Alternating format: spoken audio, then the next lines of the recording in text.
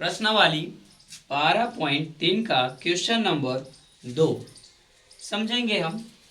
वृत्तों से संबंधित क्षेत्रफल चैप्टर है, वृत्तों से संबंधित क्षेत्रफल। आइए हम देखेंगे क्वेश्चन क्या कहता है। आकृति 12.20 में कहता है छायांकित भाग का क्षेत्रफल ज्ञात करना है यदि केंद्र पर ओ वाले दोनों सक्रिय वृत्त का त्रिज्या क्रमशः 7 सेंटीमीटर हो और 14 सेंटीमीटर हो तथा कहता है, ध्यान से देखिएगा, ए ओ सी बराबर कितना है 40 डिग्री दे ले हैं। अब चलिए, अब इसका क्या है 40 डिग्री दे ले हैं, ठीक है।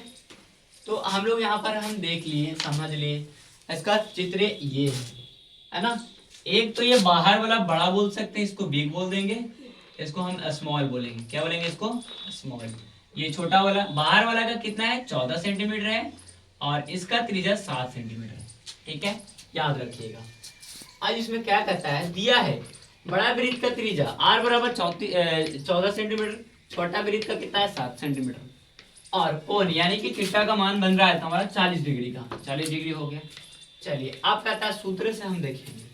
कहता है छायांकित भाग का क्षेत्रफल बराबर क्या है, बराबर है ना, बराबर बड़े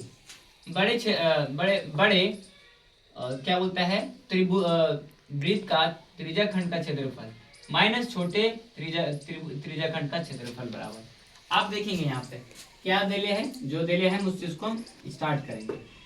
सूत्र होता है theta upon 360 degree pi r square. एगो में छोटका रख लेंगे, एगो में बड़का रख लेंगे त्रिज्या, ठीक है। अब इसमें से कॉमन ले लेते हैं। कॉमन लेने के बाद देखिएगा ध्यान से, थीटा अपॉन 360 डिग्री पाई बचेगा क्योंकि दोनों में एगो पाई था, एगो कॉमन हो गया। अब यहाँ पे आर स्क्वायर है और एगो छोटका है वो बड़का हो गया। थीटा का वैल्यू कितना है, थीटा का वैल्यू 40 है और 360 तो था पहले से, 22 पाई का मान 22/7, ठीक है। और आर का 14 स्क्वायर माइनस है ना 7 का स्क्वायर। अब दोनों में क्या कंपैरिजन करना है देखना ध्यान से। हम काट दिए, इसको काटने के बाद 1/9 बचेगा, 22/7 और इधर 196 माइनस 49 हो गया। इसको घटाएंगे तो आ जाएगा 147 और नीचे आएगा 9 गुना 7।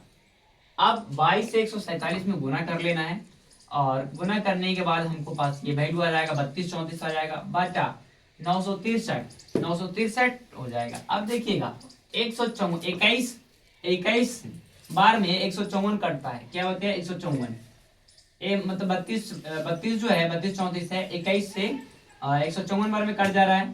तो देखेंगे ध्यान से, और 21 दिया 63 होता है। अब यहाँ 154/3 हो गया।